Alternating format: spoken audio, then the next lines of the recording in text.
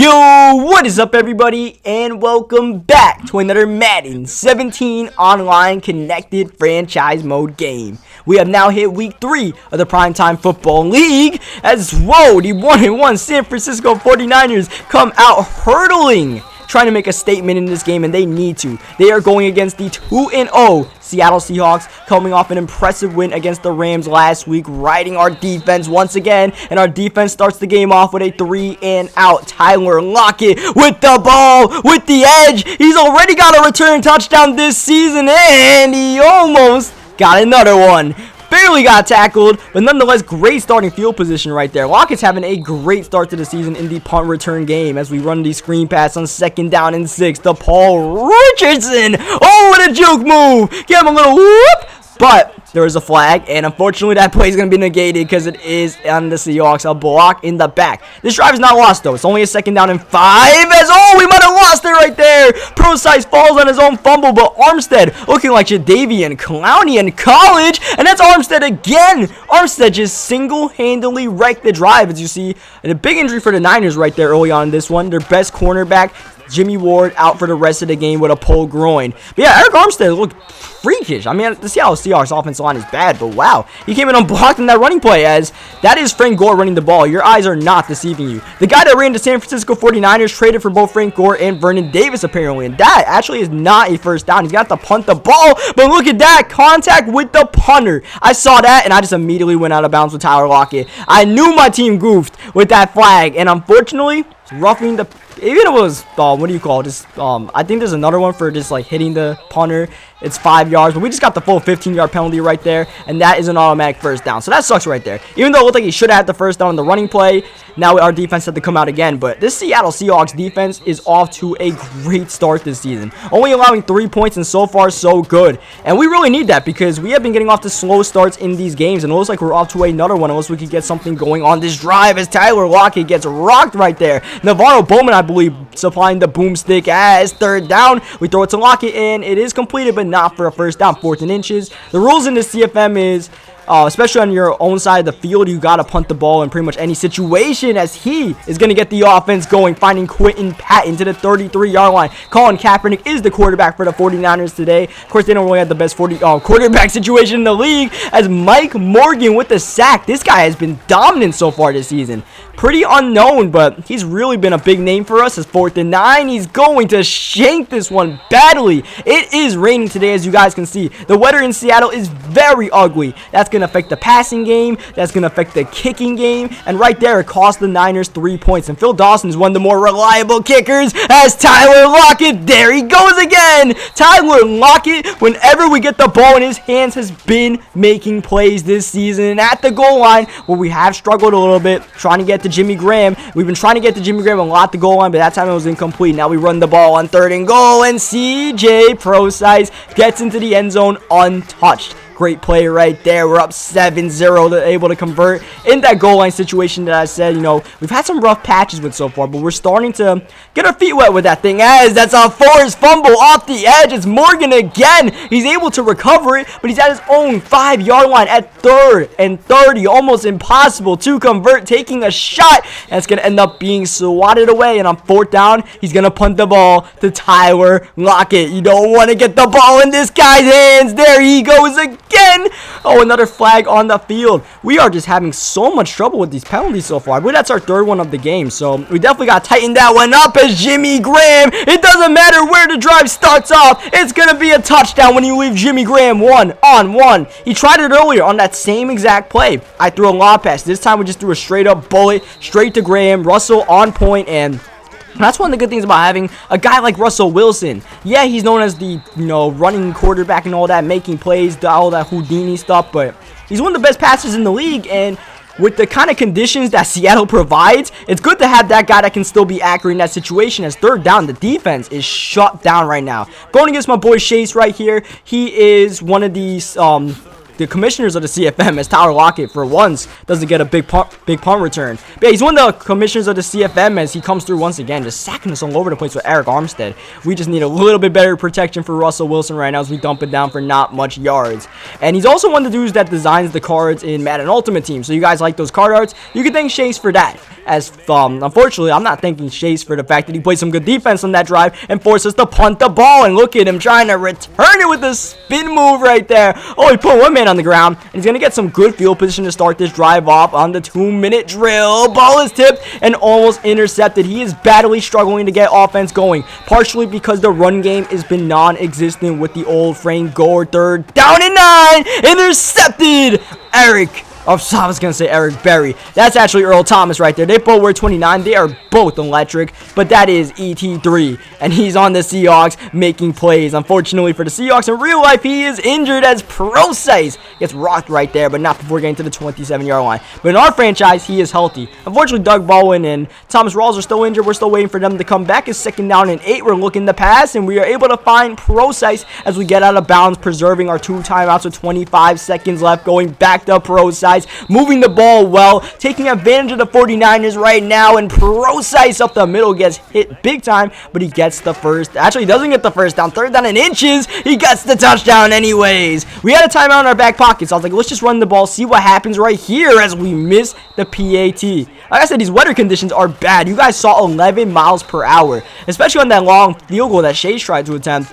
You know, it's just very hard, man. I just missed the PAT. And I was trying my hardest to focus on those PATs because I knew they were tough. The first 2 I attempted earlier in the game, like, they were hard, and I still ended up missing one as he tried calling his timeouts to make something happen right before halftime. Almost bit him in the butt right there. If Cam Chancellor picked that off, we might have been in field goal range. Then again, who knows what field goal range is in this rainy conditions, as we are going to get ball coming out of half with a 20-0 lead. We are sitting in a good position right now. All we have to do is not mess this up and really just ride the defense that's only given up 3 points this season as we find Jimmy Graham. And also, definitely find number 88, because ever since, you know, that middle of that week 2 game against the Rams, he's been heating up. And why not? Back-to-back plays to Jimmy Graham. This guy is a mismatch on the field. You can't put linebackers on him. You can't put cornerbacks on him. In the middle of the field, he's just out here catching everything I throw to him. 12 for 15 passing with Russell Wilson so far. 0 interceptions. That's the best thing so far. We've thrown interceptions in both of our first 2 games, so have a clean game and not force our defense into bad situations is something I really want to do with these guys.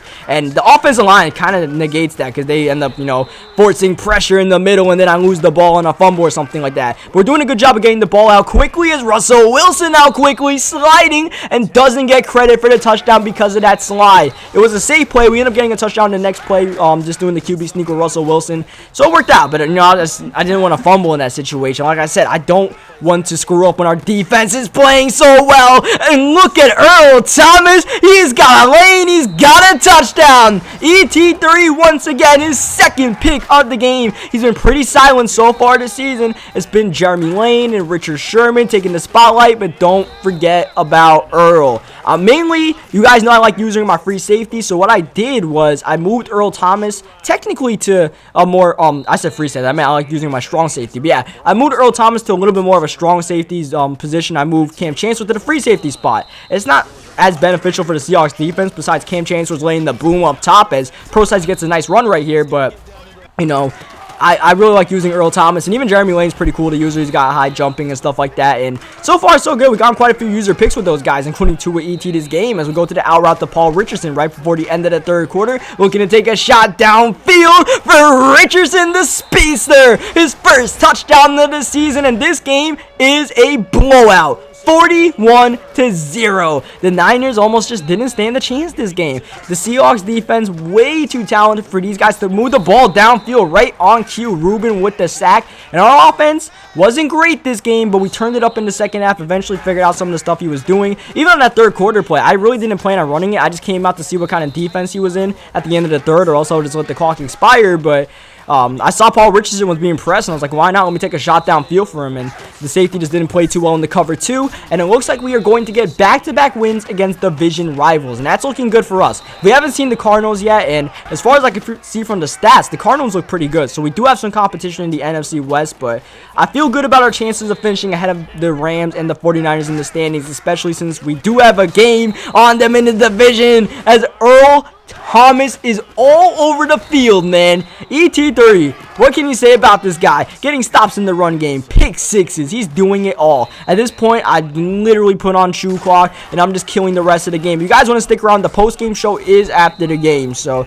we still got a little bit more to do. I'm just showing the rest of this game out right here. 2 minutes, 16 seconds left. At this point, we'll just see if the 49ers can score some points. We'll see what he can do. It is garbage time. We already know letting our foot off the gas pedal on the defensive end, so maybe he can get something going, but not on that screen pass. Not right there. You're not getting that play. So second down 22. We're going to try to send some pressure, and what's going to end up happening right here is a long pass, and the first time an opponent has entered the red zone this season against the Seahawks. Can you believe that? Week 3, the end of week 3 in garbage time, the first time someone has entered the red zone. That's amazing. This defense, they make me look better than I actually am, alright? Like, I like to think I'm decent on defense. We do some decent job usering and stuff like that, but I'm not this good. There's some freakish plays being made. Bobby Wagner in the run game has been all over the place. You got Cam Chancellor laying the boom in the middle when you're trying to get that catch in traffic. Earl Thomas and Jeremy Lane are hawking the middle of the field and the outside and all that good stuff. KJ Wright's there, and the result of that, another win. The Seattle Seahawks are now 3-0. Jimmy Graham with another big game, 106 yards and a touchdown. Hope you guys left. Actually, forget that. I'm not going to do my outro just yet because we have the post-game show coming up. Yo, what's up, guys, and welcome to the Primetime Football League post-game show, recapping everything that happened around the league this week. Starting off with Thursday Night Football, where the New England Patriots actually lost their first game of the season at home against the Houston Texans. As you guys can see all these scores, the Cardinals had an impressive victory. The Giants and Redskins got into an NFC East rivalry game where the Redskins just eked out the victory 17-14 on the road. The 2-0 Cleveland Browns lose their first game of the season against the previously 0-2 Miami Dolphins. Any given Sunday, man. Any given Sunday. The Packers and Lions both 2-0 in the NFC North faced off in Lambeau, and the Packers won 21-26 to stay undefeated. The Panthers got a big victory against the Vikings, as you guys see. The Rams won a close one against the Buccaneers. So both the teams we previously beat ended up getting a victory. Good for them. As you guys can see, that big time blowout in Seattle, and then you guys can see some of these other scores around the league, like the Pittsburgh Steelers winning against the Philadelphia Eagles. But I believe that game was simmed. As you guys can see, it has 0 times played, so I think the CPUs played that one. The Monday night game was a pretty close one, 23-24. The New Orleans Saints just getting the victory. And then the Sunday night game, wow, Chicago blew out Dallas. That's a pretty big upset right there. Now it's time to take a look at the standings through each division. Starting off with the AFC North. The Cincinnati Bengals, one of the 6 undefeated teams left in the league, that puts them on top of their division. Meanwhile, there are 4 teams yet to win a game this season, and 3 of them are in the AFC South. Houston's got to be feeling good as we go to the AFC East, where, familiar sight, the Patriots are leading despite dropping a game. The rest of the division not doing good. It looks just like real life. As we go to the AFC West, where, just like the NFL this year, very tough. 2 undefeated teams, the Raiders and the Chiefs. The Chargers looking good at 2-1, and even the Broncos at 1-2 can still be a threat, if not for a wildcard spot, to win that division. As we move to the NFC North, the Packers, by virtue of winning against the Lions this week, are now 3-0 and on top of the division. The Vikings and Bears got to get some work done, as the Panthers are 3-0, and then the rest of the division struggling a little bit. So it looks like the Carolina Panthers are going to be winning the NFC South for a 3rd consecutive year. And then in the NFC East, the Eagles are 2-1 along with the Redskins. It's a wide open playing field in the East right now. We'll see what happens right there. And then we'll finally move to the NFC West right here, where the Seahawks, our team, we're 3-0. We're looking good. The Cardinals are 2-1 though, and they got some stout defense, only 29 points allowed. We got to watch them. They will be a threat for us if we want to win this division. Meanwhile, the 49ers and Rams, not looking like too much threats. A little bit of injury news right here with the Cowboys. A lot of big time news with the Cowboys. Ezekiel Elliott out 4 weeks, Jalen Smith 6 weeks, and Byron Jones 5 weeks. How will the Cowboys be able to recuperate from this? Who knows? They did lose pretty badly this week, so far, no good. Now we move on to the players of the week in the NFC and the AFC. That simulated game apparently got Ryan Matthews a lot of rushing yards and stats and all that. Tyrell Williams, 240 yards, 3 touchdowns. What a game. Carlos Dunlap, 3 sacks, forced fumble. That'll get you defensive player of the week. And then Patrick Peterson, look at those stats. 3 interceptions, 1 touchdown, Go, Pat P. And now let's take a look at some stats around the league. Starting off with the passing stats. Andrew Luck is still leading in throwing yards, but he's also throwing more interceptions than touchdowns. And that's got the Colts at 0-3. So they got to figure that out. Meanwhile, Derek Carr, Matt Stafford, still having great seasons. And check out Tom Brady. Even though his team is 2-1, this man has 12 interceptions to 3